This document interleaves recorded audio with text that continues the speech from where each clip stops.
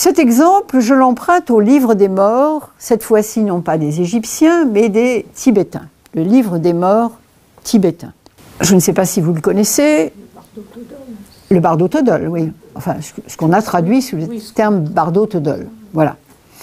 Alors, que nous raconte ce livre des morts qui est un manuel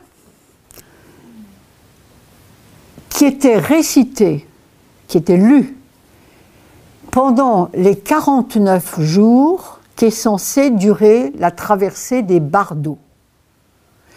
Alors, qu'est-ce qu'on appelle les bardeaux? Bardeau signifie transition, passage.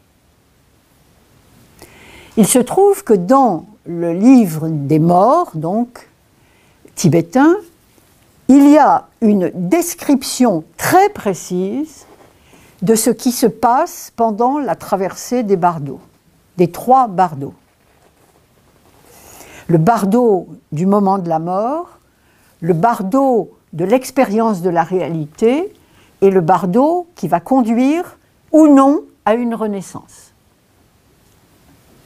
Donc on a là affaire vraiment à une triple figure du passage, et apparemment il n'y a pas de passeur. Sauf que la récitation même de ce livre tient lieu de passeur. C'est ce qui accompagne le défunt dans ces passages. Donc pendant 49 jours, la famille, les amis, mais aussi le lama, celui qui était le lama du défunt ou de la défunte, vont lire ce livre assorti de prières, de mantras, etc. Donc, que se passe-t-il?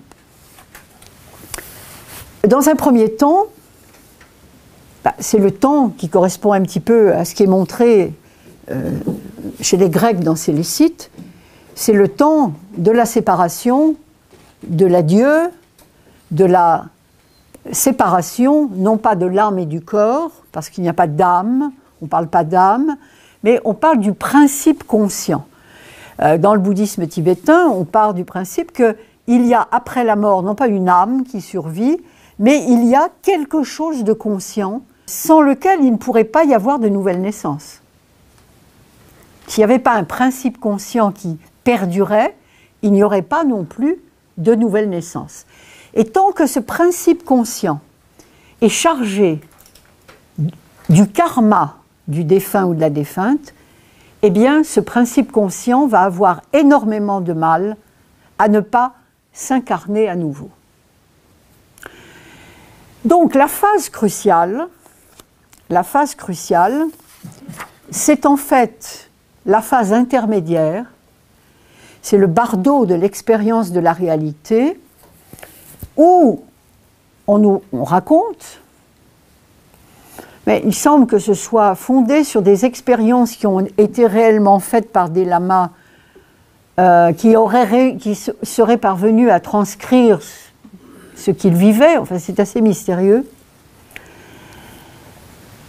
C'est la phase intermédiaire qui est la plus importante. Pourquoi? Parce que, à ce moment-là, le principe conscient est confronté à des images qui sont des apparitions de déités sous leur forme pacifiée et courroucée, ce qui est 2 formes d'apparition des déités dans le bouddhisme tibétain.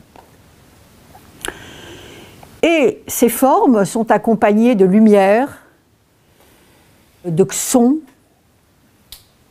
et tout ça, ça n'est pas sans rapport à mon sens avec ce qui se passait dans les anciens mystères, et tout ça c'est très terrifiant, hein, évidemment. Et l'enjeu de cette confrontation, c'est de choisir, de ne pas se tromper dans le choix.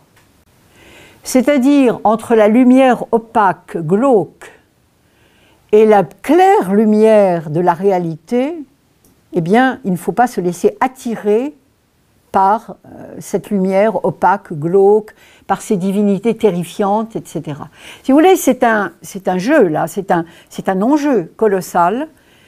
Est-ce que vous allez être capable ou non de reconnaître la claire lumière de la bouddhéité, donc, comme étant votre être véritable? est-ce que vous allez être capable, enfin, de reconnaître que vous portez en vous la nature du Bouddha et qu'il est temps de la réaliser?